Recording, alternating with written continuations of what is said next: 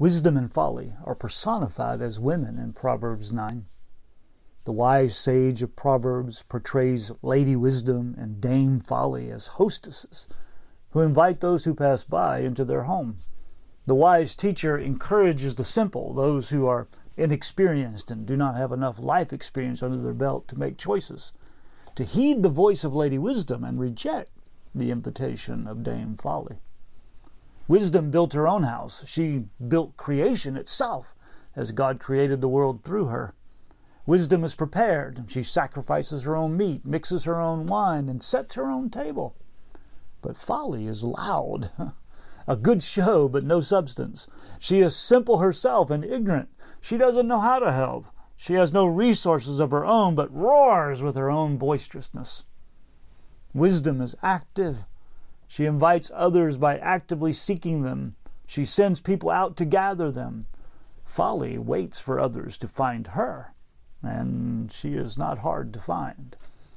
They are both visible, but they have different methods. Folly waits for the simple to fall into her trap.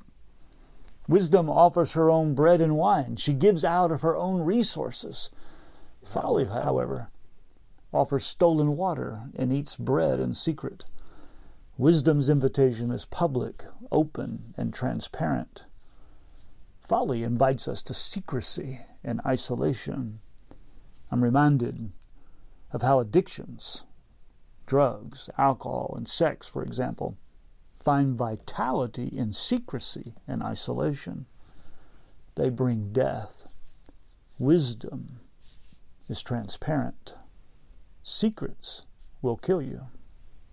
Wisdom urges us to live in her light, to walk through life with her insight. But folly makes no promises. Rather, in foolishness, we are awakened to the reality that the guest at her banquet inhabits Sheol. Wisdom brings life, but folly brings death. We live in the creation wisdom built. It is best to live by that wisdom. And the beginning of that wisdom is the fear of the Lord. When we live within the creation in ways that embody wisdom, we experience life with more serenity. But when we live within the creation in foolish ways, then we experience chaos and turmoil.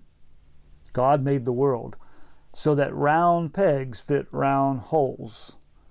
But when, in our foolishness, we try to put a round peg into a square hole, something breaks. We break. The creation is built for a particular kind of living, that is, living by the fear of the Lord. Any other kind of living leads to brokenness. Jesus said something similar at the end of the Sermon on the Mount. The gate is wide and the road is broad that leads to destruction, but the gate is small and the road narrow that leads to life. It is the difference between life and death, the difference between wisdom and foolishness.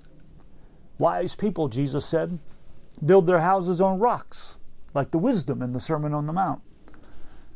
But foolish people, Jesus said, build their houses on sand. The former house, built by wisdom, stands strong, but the house built on foolishness collapses. Alas, I have often found it much easier to sing the children's song than to heed its advice.